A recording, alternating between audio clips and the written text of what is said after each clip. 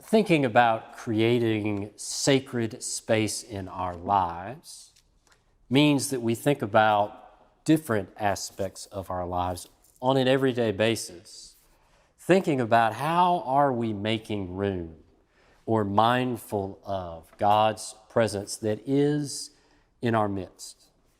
And we talked recently about the practice of discernment, the heavy lifting of making important decisions that direct our lives, that shape who we are and shape those around us, how that is a place to create sacred space. But it's not only in the big questions, it's also in the small answers where we can seek out God's presence among us. Even in the smallest of answers, like answering a question, yes or no. That even something that small, found in each and every day, can be a place where we find the presence of God amongst us. Now, the questions vary for those small answers. It could be something as simple as, can you run by the grocery store and pick up milk on your way home? Or, are you going to go for a run this afternoon? Or would you like to go with me to a dinner and a movie? Or, will you marry me? Or do you receive or accept this new job position? Or do you want to continue to receive these treatments? The questions vary at different seasons of our lives, but those small answers are important places where we can seek out God's presence. It highlights for us the very power of our choices, which we could never really underestimate. That if we step back and see what is brought into this world by the very power of our choices, we find things so beautiful and breathtaking, it would be difficult to put into words. Hope, kindness, mercy, justice. Whether it's through the love of a parent, or the courage of our faith, or the hope of mercy and forgiveness. But we also find things as destructive as we could ever imagine that enter into this world through the very power of people's choices. Questioning how genocide, domestic abuse, slavery, or poverty can take place in this world. That the power of our choices can bring destruction, fear, or pain. That we take seriously the decisions that are in front of us, even with the small answers of yes or no.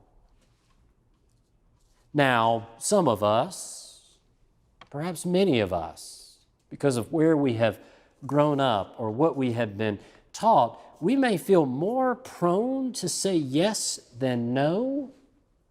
That it might be the genteel hospitality that's always surround our lives. We might even find ourselves standing in front of the cashier who says to us, "Would you like to sign up for our rewards program today?" And deep down inside of us, we know we don't need yet another rewards card. We're not going to use it, but we simply say yes. That would be fine. That we may be less likely to say no because no has gotten a bad reputation. But creating sacred space in our lives means that we learn even how to say the word no correctly. There is two sides to our faith. There is the aesthetic that focuses on beauty, on creating, on doing something, willing to participate, serving, teaching, leading, building, volunteering, that it implies the answer yes. But then the other side of the faith is the ascetic, focused on self-discipline, on letting something go, giving something up. Things like the practice of fasting, Sabbath, charity, or breaking destructive habits. And we oftentimes think of the aesthetic, the beauty, as better than the ascetic or self-discipline, which I understand. It's like the toddler who first learns the word no, that all of a sudden the power of that word takes over him and it is the answer to every question. Are you hungry? No. Do you need to go to the bathroom? No. Do you want to get a bath? No. Do you want mashed potatoes, your favorite? No. Do you love Daddy? No. It's the answer to every question. And we do not want to fall into the pitfalls of our faith simply becoming a list of no's. Nothing but self-discipline. But our no's can be in service of larger yeses. That we can learn how to say the word no in such a way that it creates sacred space in our lives. Like the practice of Sabbath. That the practice of Sabbath is pausing. It is saying no to other things so we have time to worship, to remember, to give thanks, remembering that we are not self-reliant, that we do not stand at the center of the universe, that God does. Or it might be the practice of prayer, that time for prayer usually means less time for something else. It means slowing down, stepping back, sitting still. It is saying no so we can embrace the silence, so we can listen, so we can be present to the presence of God. Or even the love of neighbor, that oftentimes we do not think as saying no to something. That we think of loving our neighbor as doing something for someone else.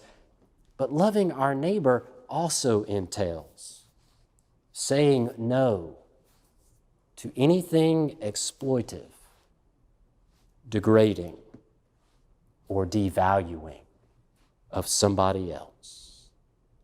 That the ascetic, the self-discipline of saying no or letting go can lead to the larger yes of the aesthetic, of creating beauty in this world.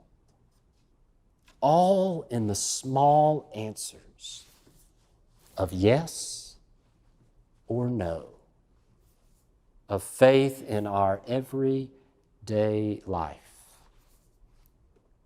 That as a way to remember the practice of saying yes or no, we can always recall that sentence that Jesus says, let your yes be yes and your no be no, emphasizing that how we speak should be how we live. That one lives honestly and transparently.